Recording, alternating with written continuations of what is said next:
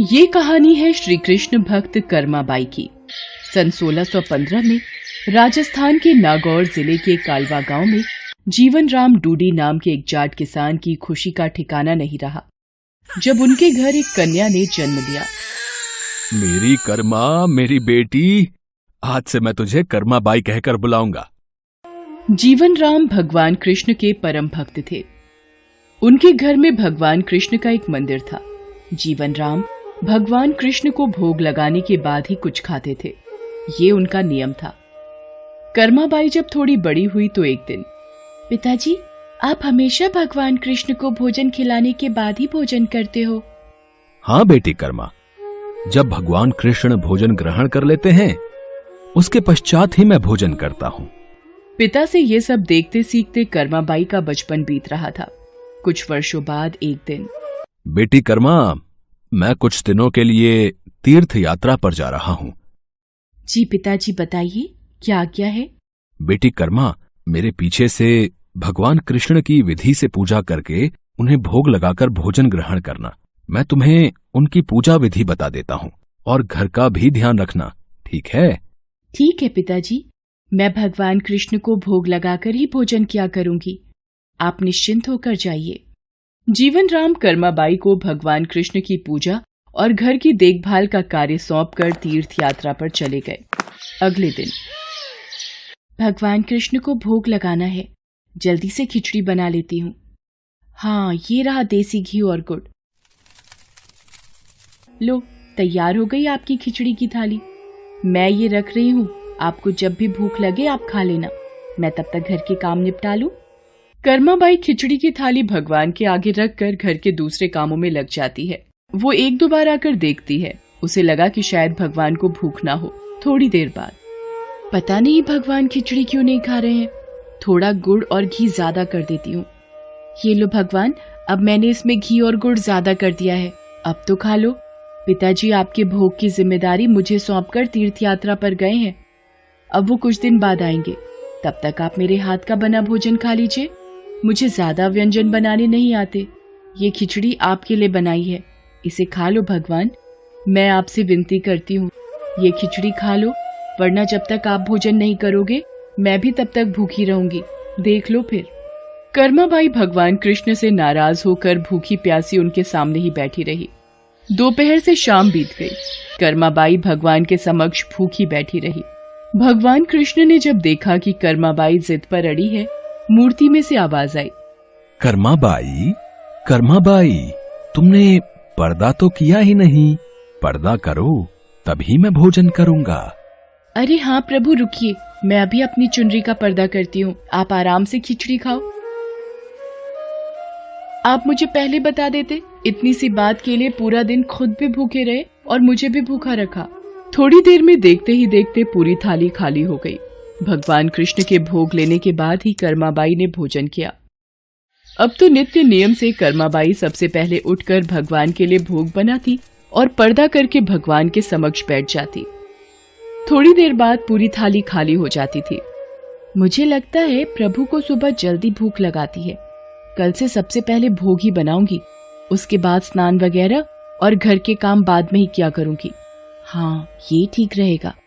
अब तो कर्मा की बनाई खिचड़ी भगवान कृष्ण बड़े चाव से खाते थे और पूरी थाली खाली हो जाती थी। एक दिन कर्मा के पिता तीर्थ यात्रा से वापस आते हैं। कर्मा बिटिया, कैसी है तू? पिताजी, मैं अच्छी हूँ।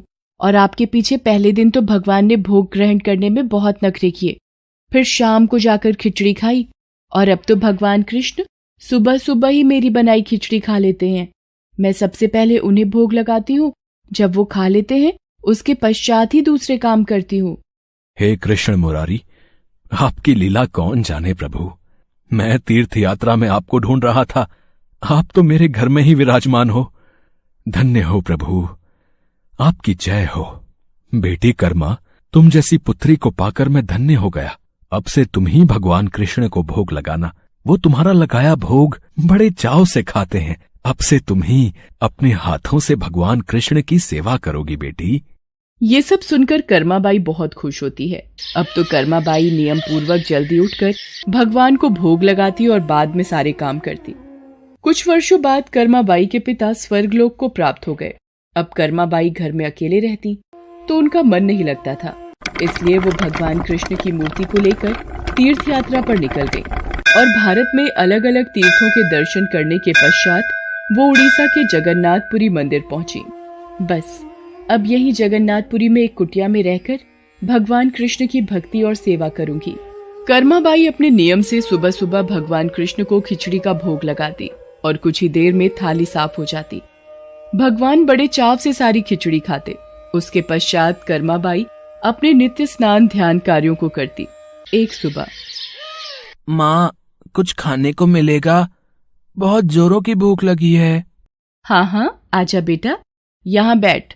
मैंने अभी अभी श्री कृष्ण को खिचड़ी का भोग लगाया है। ले खिचड़ी खा बेटा। पसंद आई खिचड़ी तुझे? और दूं? बस माँ, पूरा पेट भर गया, आनंद आ गया तुम्हारे हाथ की खिचड़ी खाकर। माँ, क्या मैं ये स्वादिष्ट खिचड़ी कल भी खाने आ सकता हूँ? कल ही क्यों बेटा, तू रोज मेरे पास खिचड़ी खाने आ जाया कर। कर्माबाई की कुटिया में उस बालक के रूप में स्वयं भगवान जगन्नाथ खिचड़ी खाने पधारे थे और अब रोजाना कर्माबाई जब भगवान कृष्ण को खिचड़ी का भोग लगाती, थोड़ी देर बाद वो बालक भी खिचड़ी खाने आ जाता। एक दिन कर्माबाई, भगवान को बिना स्नान किए भोग लगाना अच्छी बात नहीं। तुम रोजाना सुबह पहले स्नान आदि क्रियाएं करके विधि विधान से पूजा करके ही भगवान कृष्ण का भोग बनाया करो। ठीक है बाबा, अब मैं स्नान करके ही प्रभु का भोग बनाया करूंगी। साधु की बात मानकर कर्माबाई अगले दिन से स्नान करके पूजा के पश्चात भोग तैयार करती।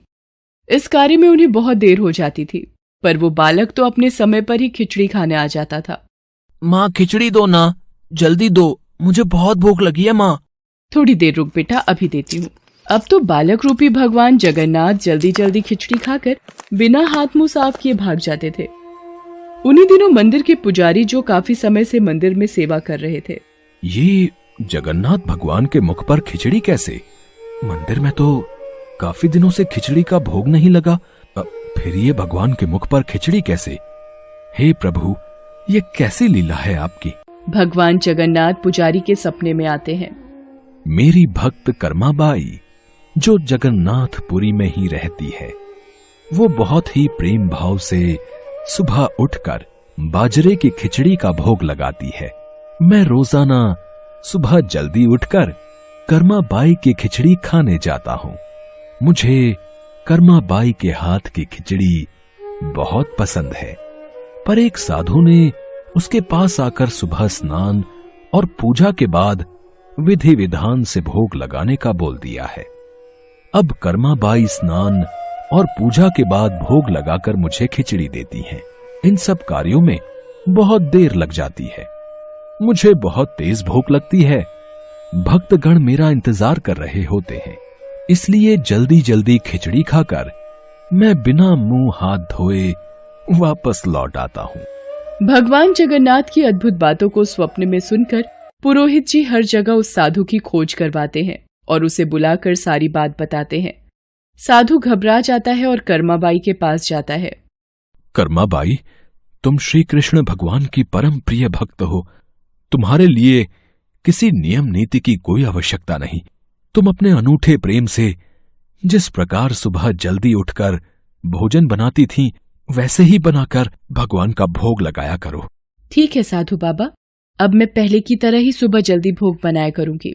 अब कर्माबाई फिर से पहले की तरह भगवान कृष्ण को भोग लगाकर उस बालक को बड़े प्रेम पूर्वक खिचड़ी खाने को देती थी।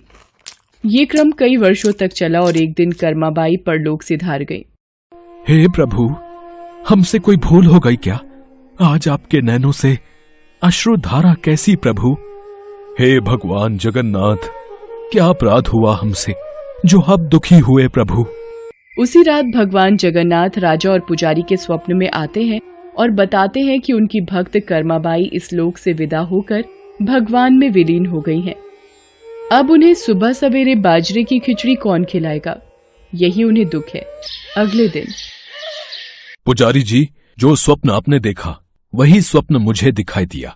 भगवान जगन्नाथ की प्रिय भक्त कर्माबाई अब इस लोक से विदा हो गई है। मैं चाहता हूँ आज से हर सुबह भगवान जगन्नाथ को कर्माबाई के नाम से बनाई बाजरे की खिचड़ी का भोग लगा करेगा, जिससे भगवान को कर्माबाई की कमी न महसूस हो। जी महाराज, अब से ऐसा ही होगा। उस दिन के बाद से कहते हैं कि भगवान जगन्नाथ को हर सुबह बाजरे की खिचड़ी का भोग लगाया जाता है। कर्माबाई के नाम की बाजरे की खिचड़ी के भोग से आज भी इस प्रथा को निभाया जा रहा है।